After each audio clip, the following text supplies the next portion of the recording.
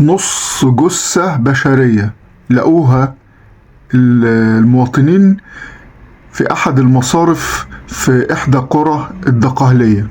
في إيه هي القصة؟ الطالب إيهاب أشرف عبد العزيز عنده 16 سنة، طالب في الصف الأول الثانوي، قيم في قرية عمر بن الخطاب بالحفير مركز الستموني بالدقهلية. يوم التلات اللي قبل اللي فات كان بياخد درس فيزياء عند المدرس الخاص بتاعه الساعة 5 المغرب، وهو راجع والدته اتصلت بيه عشان تشوفه اتأخر ليه، لأنه اليوم ده كان صايم، وقالت له ما تأخرش يعني ويجي بسرعة، وهو قال لها إن هو جاي في السكة. الطريق اللي بيعدي منه وهو راجع ده بيعدي على حتة في الجزء كده بيعدي منه وسط المقابر، وهو داخل الكاميرا صورته، من صورته بقى من الناحية التانية ما طلعش، يعني هو دخل مقابر ما ظهرش، واتضح من تسجيلات الكاميرات انه هو عربية غالبا فيرنا كانت بدون نمر دخلت الشارع اللي هو دخل منه ده وما خرجتش من هناك. المهم بعدها بشوية حاولوا يتصلوا بيه تاني، مفيش اي استجابة من رقم التليفون بتاع الولد، لحد ما حد اتصل بالرقم التليفون من تليفون الولد نفسه اللي هو ايهاب اشرف، اتصل باهله وقالوا لهم ان هو مطلوب فدية 100,000 جنيه والا هيخلصوا على الولد.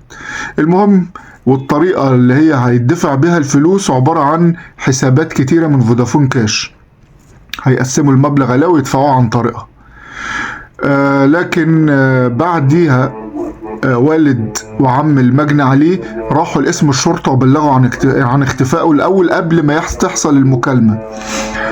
وفي اسم الشرطة قالوا لهم لازم ما ينفعش تقدموا بلاغ إلا ما يعدي 24 ساعة على الاختفاء.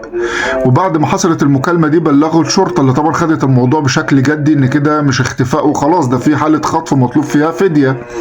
تاني يوم اللي هو الأربع لقى الناس عند مصرف أرض زراعية لقوا فيها نص جثة من الجزء الأسفل. ولما جت الشرطة تعاين وقارنت بلاغات الناس اللي مبلغة عن اختفاء ذويها، أهالي إيهاب أشرف اتعرفوا على النص التحتاني من هدومه، وقامت الشرطة بعمل تحليل DNA عشان تتأكد برضو من البصمة الوراثية ان هو فعلا للشخص المفقود، وطلع هو فعلا النص التحتاني ده لابنهم إيهاب أشرف. ومن هنا اللغز اللي حصل، يعني التحريات طبعا محدش يعرف عنها حاجة. المهم ان المباحث توصلت في النهاية مدرس الفيزياء اللي كان بياخد عنده إيهاب الدرس هو اللي عمل فيه كده، هو اللي خطفه، لانه كان بيمر بأزمة مالية، وهو اللي طلب الفدية 100,000 جنيه.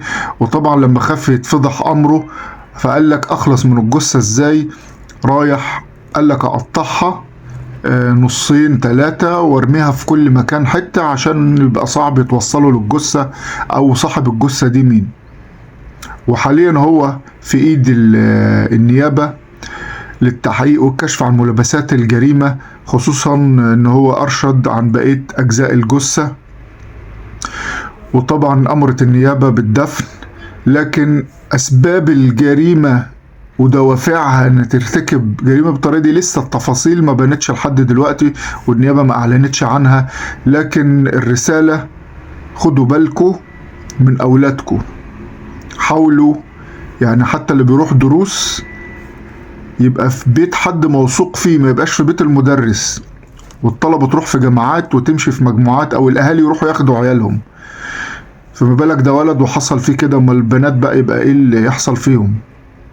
ربنا معانا ويحمينا كلنا، لان الازمة الاقتصادية اللي احنا فيها بتخلي ناس كتير ترتكب جرائم فظيعة وبشعة بالطريقة دي. طبعا ده مش مبرر لأي شيء، لكن خلي بالكم من عيالكم.